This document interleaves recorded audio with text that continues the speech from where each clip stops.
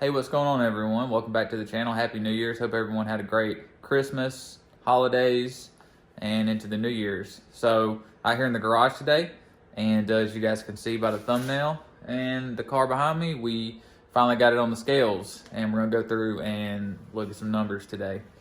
So, I went in on a set of scales with a couple of friends a little while ago. There's some pretty nice deals. Already got them set under the car. It's the Longacre scales. Pretty nice and a good investment for seeing what weight changes due to the car. So a little bit before we look at the numbers. So the car has been on scales before, and last year it was about 51% on the nose, with no ballast in the rear. And so I've done some strategical stuff over the winter and everything to kind of help the weight bias a little bit. I also, the old 51% weight bias on the nose and all that was before I did the steering column and the windows. So I don't know if that changed it much, but I know it helped with the overall weight. So I've done a couple of things. One thing I did is I moved the driver's seat as far back as I could get it, almost against the roll cage. I'm gonna get a steering wheel extender to put that wheel back closer to me, and then I can reach the brake pedal fine, but the gas pedal is kind of far away, so I'm gonna figure out a way to extend that as well. But sitting me farther back closer to the rear axle is gonna help with some weight. It actually helps about 0.5% when I sit in the car, so it's pretty good. I also used to have and this is kind of getting into the little stuff, but I used to have a CO2 bottle here. It's in the trunk now, mounted back there, and that's about 10 pounds moved behind the axle. The wing is about 10 to 13 pounds, and that's way on the back of the car, so it's adding a little bit of rear weight bias as well as a little bit of downforce going down the track. And then one other thing I did, because the car was about 51% before without the hood on it. And so this hood is a bolt-on hood, and I don't plan to use it as a bolt-on hood anymore. What I'm gonna do is actually get the push-button latches that replace these and then put another push-button latch back here, and this thing will just become a pin-on hood. And I've already gone through and cut out all of the unnecessary stuff under here to drop some more weight off this hood, because I really hate running without the hood. I don't like the way the car looks, and I'd much rather just have the hood on it. So that's about it for changes. The only other thing that I've done is I remade my parachute mount where I can bolt about 50 pounds of ballast onto the back of the plate right there, which that helps about 1.5% on my weight bias when I toss 50 pounds on there.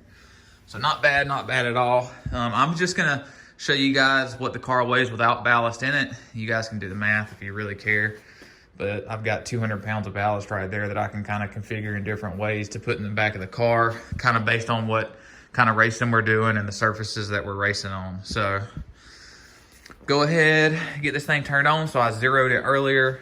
This thing's pretty easy to work with.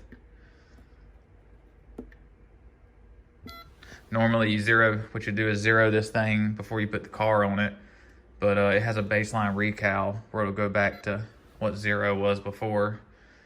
So as you can see right now, we've got the left bias, the right bias, the front bias, and the rear bias. And so without me in the car, we're looking at like 50.5% on the nose right now. So when I hop in the car, it should knock that down a little bit. And then we can look at other weights as well. So right here, we've got wheel weights.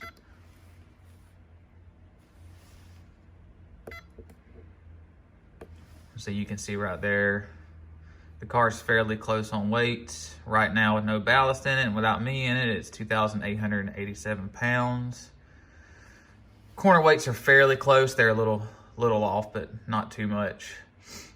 So go ahead and hop in here. I'll put this back on partial percentages. And we'll hop in here and see what the weight bias turns into. All right, so I'm in here kind of trying to sit how I normally would sit. And then we'll zoom in and see what our bias is. So it looks like we're right at about 50-50 with me sitting in the car. So I'm pretty happy with that. All right, got that thing set to wheel weights. And it looks like the car is about 3,090 pounds with me in it.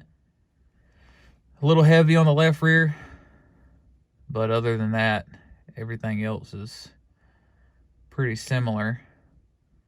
So this car's always driven really straight and makes sense with the weights being fairly close there. So keep it driving straight pretty well. So there you go. I'm not gonna weigh with the ballast in it. All right, so there you have it. The old girl sits about 50-50 with no ballast in it, and that'll probably be what we run on no prep trackside stuff, is just keep the car at 50-50. It'll work pretty well. Probably toss the drag radials on it, and it should compete pretty well on front side of the track stuff until we go against the real fast guys and just get out powered. But that's probably how we'll run it. Anyways, I just wanted to make a quick video showing you guys how the car scales out. And yeah, that's about it. Once again, Happy New Year's. See you guys in the next one.